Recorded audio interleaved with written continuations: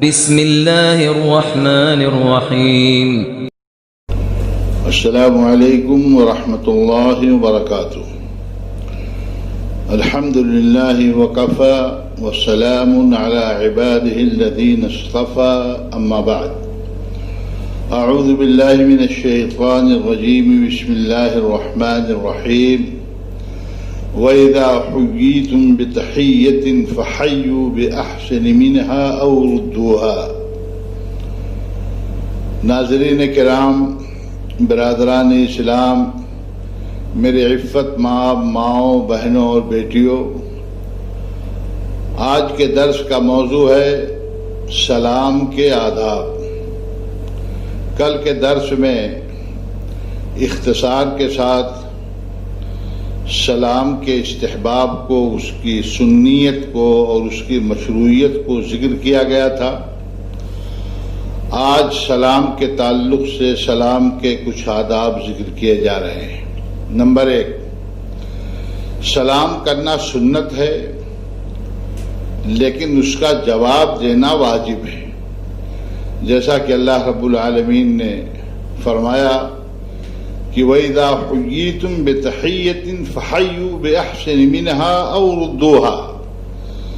جب تم سے سلام کیا جائے تو تم بہترین انداز میں، اس سے بہتر انداز میں جواب دو، یا کم از کم سلام کے انہی الفاظ کو لوٹا دو۔ البتہ اگر سلام کرنے والا تنہا ہو اور اس نے کسی پوری جماعت کو سلام کیا ہو تو یہاں بھی افضل یہی ہے کہ سارے لوگ سلام کا جواب دیں۔ لیکن اگر سارے لوگ جواب نہ دیں بلکہ کچھ لوگ ہی سلام کا جواب دیں تو اس میں کوئی مضائقہ، کوئی حرج نہیں ہے۔ اس تعلق سے حضرت علی رضی اللہ تعالی عنہ کا ایک اثر ہے کہ یجزئ عن الجماعت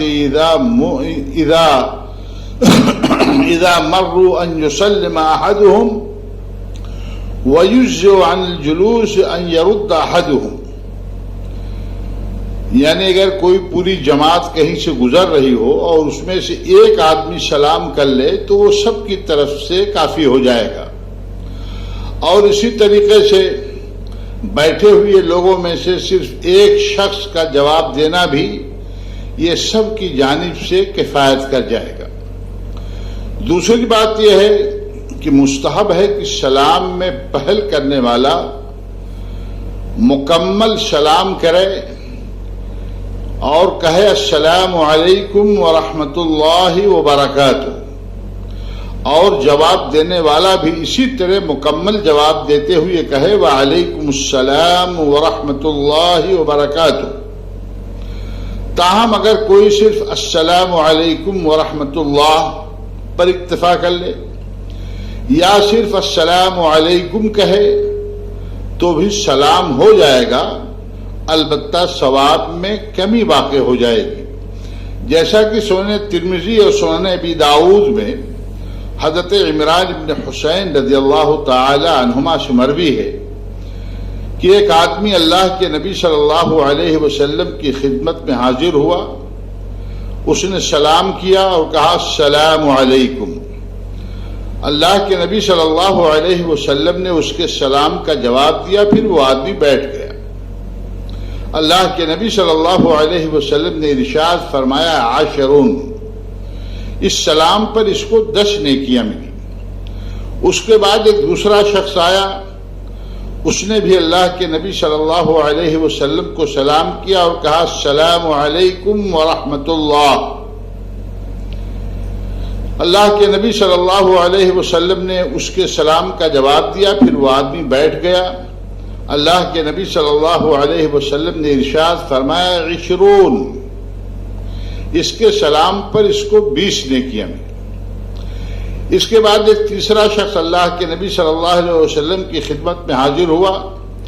اس نے اللہ کے نبی صلی اللہ علیہ وسلم کو سلام کرتے ہوئے کہا السلام علیکم ورحمۃ اللہ وبرکاتہ۔ اللہ کے نبی صلی اللہ علیہ وسلم نے اس شخص کے سلام کا جواب دیا، وہ آدمی بھی بیٹھ گیا۔ پھر اللہ کے نبی صلی اللہ علیہ وسلم نے فرمایا ثلاثون، یعنی شخص کو اس کے مکمل سلام پر 30 نیکیاں ملی۔ سلام کے مسنون صیغے میں کسی لفظ مثلا مغفرت ہو و رضوان ہو وغیرہ کا اضافہ یہ صحیح نہیں ہے۔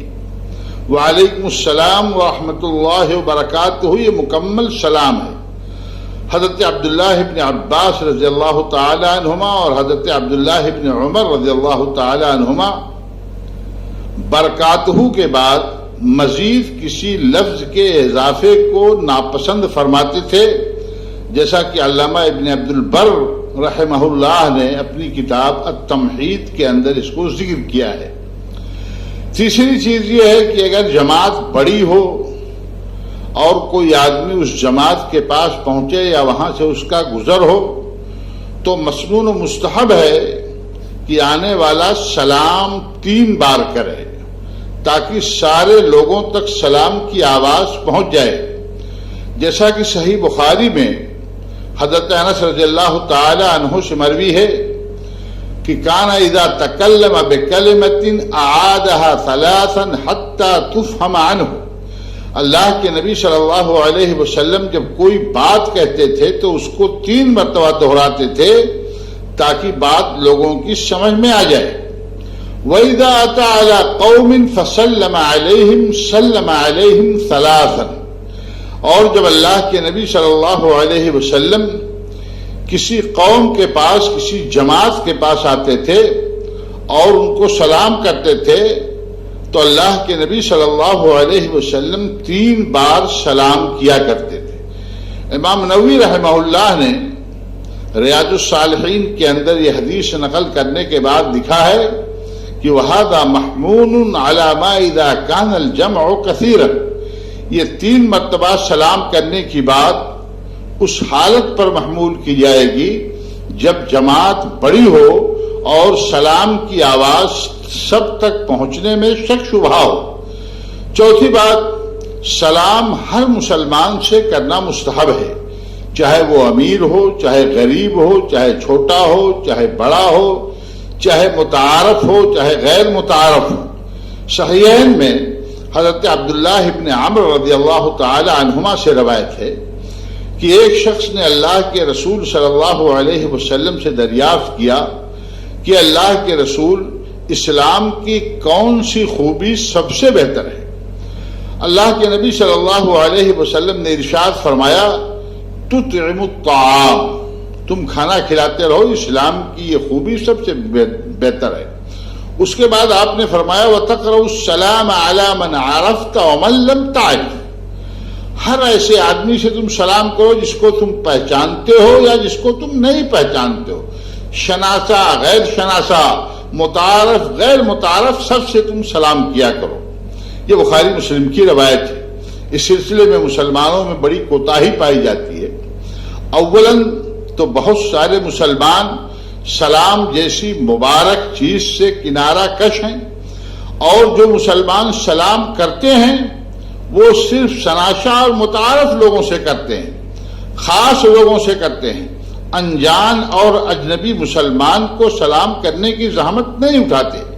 ایک حدیث میں اس کو قیامت کی نشانی قرار دیا گیا ہے، قیامت کی نشانی بتایا گیا ہے، جیسا کہ مسند احمد میں حضرت عبداللہ بن مسعود رضی اللہ تعالی عنہ سے مروی ہے کہ رسول اللہ صلی اللہ علیہ وسلم نے ارشاد فرمایا ان من اشراط الساعة ان يسلم الرجل على الرجل لا يسلم عليه الا لمعرفة، کہ قیامت کی نشانیوں میں سے ایک نشانی یہ بھی ہے کہ آدمی کسی کو سلام کرے گا تو پہچان کر کے سلام کرے گا، جس کو پہچانے گا اس کو سلام کرے گا، اور جس کو نہیں پہچانے گا اس سے سلام نہیں کرے گا۔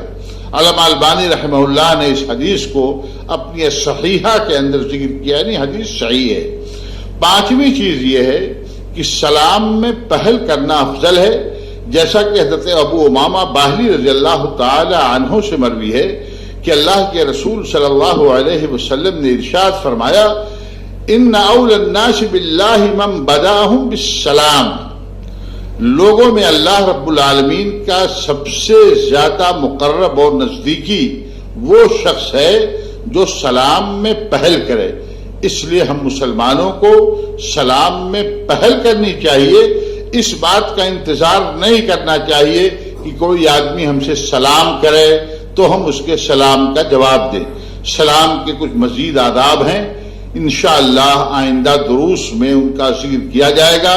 اللہ تعالی تمام مسلمانوں کو سلام عام کرنے کی توفیق بخشے اور اس کے آداب کا لحاظ کرنے کی بھی ہم سب کو توفیق مرحمت فرمائے. آمین.